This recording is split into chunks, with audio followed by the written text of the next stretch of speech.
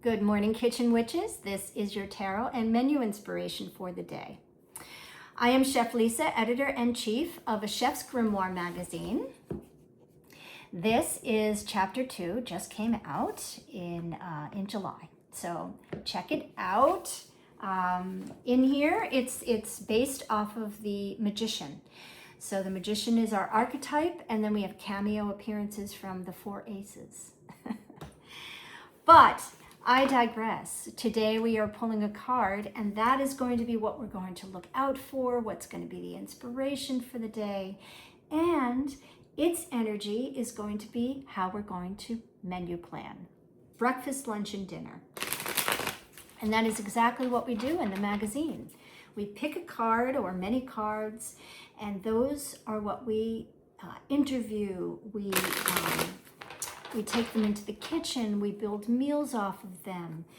And yeah, it's very interesting, and I do hope that you check it out. chefsgrimoire.com. All right, our card for the day is, it's the 5 of Cups. A minor arcana, 5. In the major arcana is the Hierophant. So this card has Hierophant energy underneath it, right? Holding it up. So it gives us a little more clues as to what this card means. If you're new to the tarot, what I suggest is learn your major arcanas, right? Learn them back and forward. Then when you have them down, start learning the minor arcana, but know that all of the minors, with the exception of the court cards, are ruled by a major. So it takes the edge off of learning so many more cards individually, right? You can take the major arcana's energy, infuse it into the minor, and at least know where to start from there. So, talking about the Hierophant. The Hierophant is pictured as a priest with 2 accolades at their feet.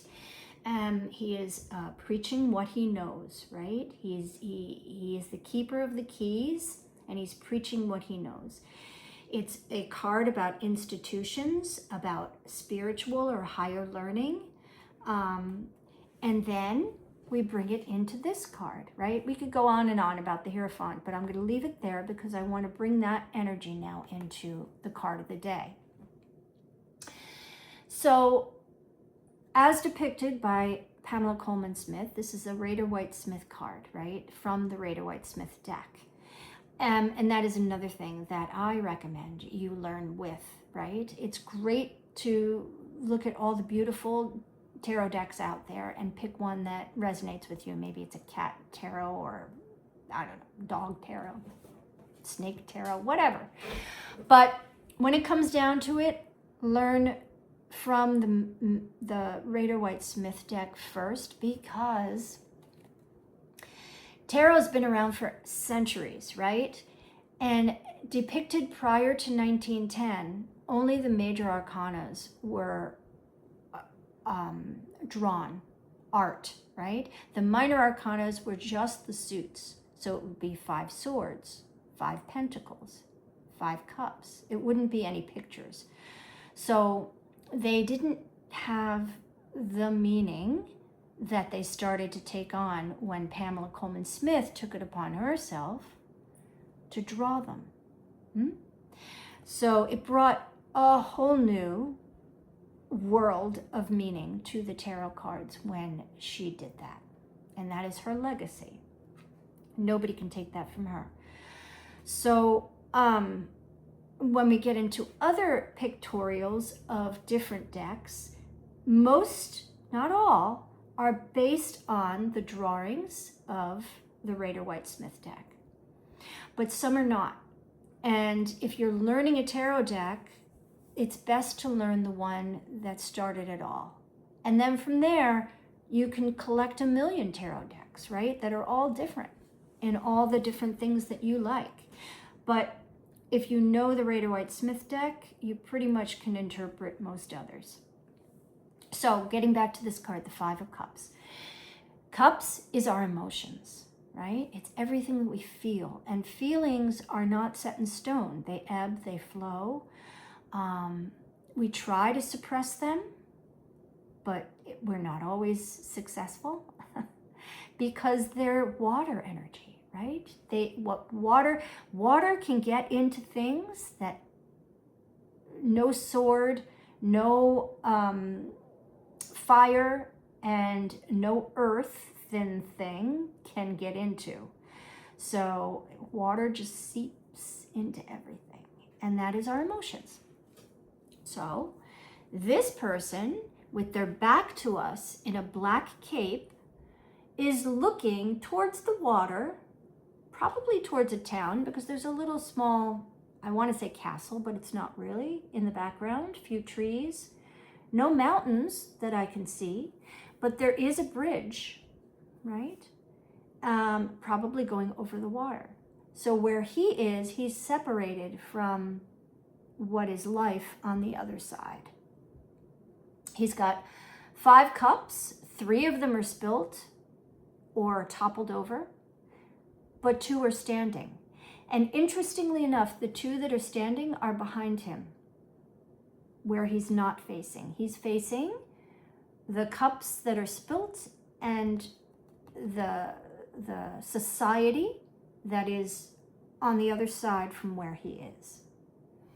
So that's right there. You can make up your mind and figure out what the card means. But now we're going to bring the Hierophant energy into this. So Hierophant, again, institutions. Hierophant preaches what they know, right? They carry the keys. And we learn, we take what they say for not for granted, for what it is, right? And it's only later, after we leave the Hierophant, move into the Lover's realm and the Chariot, that we start to question, right? So when the Hierophant speaks, we take the word, right? So this person seems to be disengaged from all of that. And their head is down, they're in a woe is me state, and they're focused on the cups that are spilt, but not the cups upright. So are these upright cups answers to those times where we're speaking negative about ourselves? The negativity is in these spilt cups, but the positivity is in the raised cups. Like, is your cup full or empty, right? This person wouldn't even know, because the full or empty cup is not in their focus at all. They're looking at the ones that have been spilt. They're looking at the society that they don't fit into, or they are separated from because they're on the other side of that bridge, right? They're not on the grass is greener side. See what I'm saying? So, interestingly enough, most of the Rider-Waite-Smith deck cards, there's few that have no color background. This one is gray, right?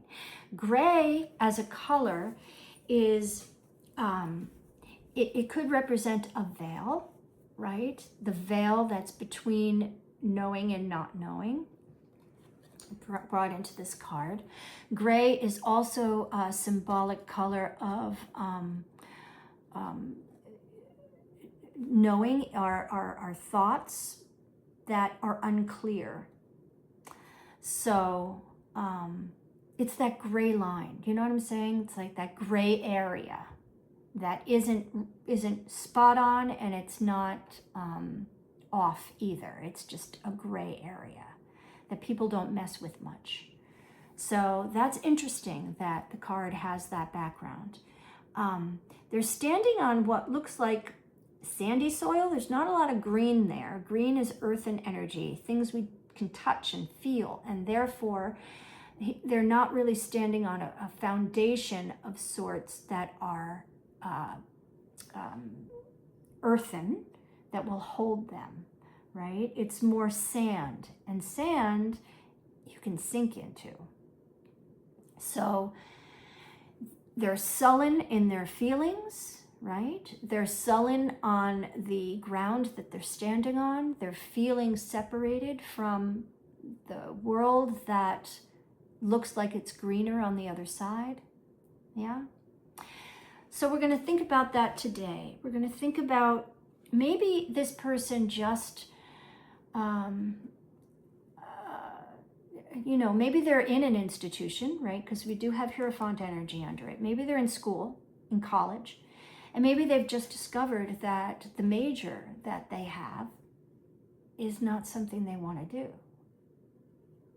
right? Maybe they took an internship and they wanted to do nursing, say, and they go into the hospital and they do an internship and they're like, this is not what I want to do. So now they're back to square one, but they're 2 years into the college degree. That would kind of bring me down. That would be like, oh my God, all my cups are spilt now. But what they don't see at the moment is they're still in college. They can change their mind at any time. And they can find something that inspires and brings them to over the bridge to back into a state where they feel like they fit in, right?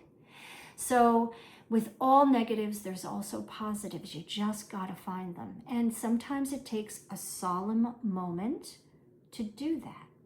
That's what this card's about, right? So today we're going to think about all the things that, are we speaking negative to ourselves about something? Are we making ourselves feel down when there's opportunities all around that we're not seeing, right? Fives are tough. Fives are really the most challenging cards in the deck because they take in all of the emotion and all the elements, plus they have the Hierophant under them, which is those institutional, societal weights that we carry on our shoulders. And it's not easy, guys. It's not. It's life. And sometimes we have these Five of Cup moments. But what we have to remember is that there's always opportunities. So when things seem dire, maybe turn your head and look in a different direction. And you'll seek what you find, right? You'll seek what the answers are for you at the moment. Bringing this cup into the kitchen, I think with all of this Debbie Downer energy, we need to really nourish ourselves. We really need to think about getting our gut in good shape, getting our body healthy, feeling good when our mind has processed all of the negativity into something that's a little more positive. And then we'll be strong and ready to seize the day, to cross that bridge, right? So for breakfast, easy. Salted bone broth.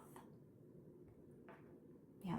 Give yourself the collagen. Give yourself the goodness of a good bone broth. Ideally, you make it yourself out of bones, right? And you take the beef bones or chicken bones, you roast them in the oven if they're not already roasted. I put mine in the crock pot for 12 to 24 hours.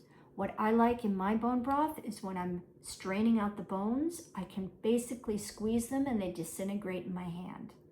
So all of that is infused into the liquid. Now, of course, I am taking solids out. I'm not leaving the bones in.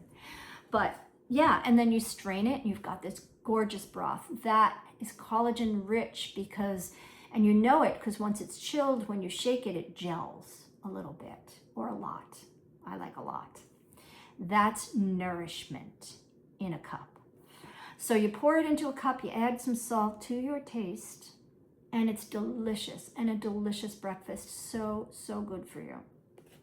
Good for your hair, good for your skin, good for your teeth, good for your nails, right? All the things that need all that stuff.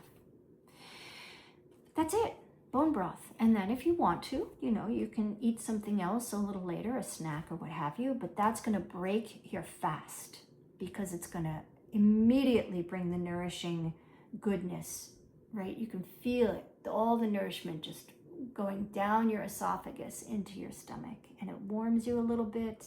It's just so nice. Salted bone broth. moving on to lunch, we're going to make something that is like a dumpling. It technically is a dumpling. I'm going to probably say it wrong, but it's called nundi. Nundi. It's we're going to make it with dates, right? So dates are added for sweetness. And you're going to soak the dates, and then you're going to squeeze them really dry, and that goes into the batter. Chickpeas that are going to be, again, mashed up a little bit. And then you can use either chickpea flour, which kind of stays true to the dish, or you can use all-purpose flour or a cut of both. An egg is going to go in there, and you're going to make what is a dumpling, right? Make it to a shape that you can form with your hands or with a cookie scoop. You're going to get a pot of that, again, bone broth on the stovetop, and you're going to cookie scoop the batter into it so that they turn into dumplings. And they have a little sweetness from the dates, which is really nice. But the legumes are there, and everything that's in there is nourishing, right? It's not sugar, it's a fruit sugar. It's a little different. It breaks down in your body a little differently, a little more slow. It doesn't give you a sugar high. And then when the dumplings come out, you're going to add some turmeric powder, which is great for cognitive thought. You're going to add, if you want to, you can grind some chicken into the dish, right? Or add some chicken sausage. And now you're going to ladle all that into a bowl. A little bit of broth, the meat, the broth that's now golden because of the turmeric, and the dumplings. And that's lunch. Yum. Nourishing. So nourishing. For dinner, a Thai burrito with peanut sauce. I know, it sounds really good, right? And it'll cheer you up, if nothing else. But the Thai burrito is going to be beans again. So we're going to use adzuki beans, which are a little sweet, right? And the sweetness is good sweetness. It's just cheery sweetness. We're going to add cabbage, and that is going to be the center and filling for the burrito, which is going to be the tortilla, and you're going to wrap it up. And then you're going to make a peanut sauce. So peanut butter, soy sauce. You don't need to add too much sugar because there's probably sugar in your peanut butter unless you're using a natural peanut butter. You want lime juice. You can add the sugar if you wish, or honey or maple syrup to make it instead, which are a little better than cane sugar. And then you're making this burrito with the beans, the cabbage. You could put rice noodles in there if you wish. And you're going to serve it with the peanut sauce. So you take a bite, you dip. You take a bite, you dip. And if nothing else, it'll bring a smile to your face. And you can say, I did that. Because you can, right? Don't look this way. Don't look this way. Look this way, where the cups are upright, right? Yeah. 5 of Cups. 5 of Cups, nourish yourself. It's all about nourishment in your mind, body, soul, right? So nourish yourself, nourish all those around you with your kitchen magic. I'll see you tomorrow.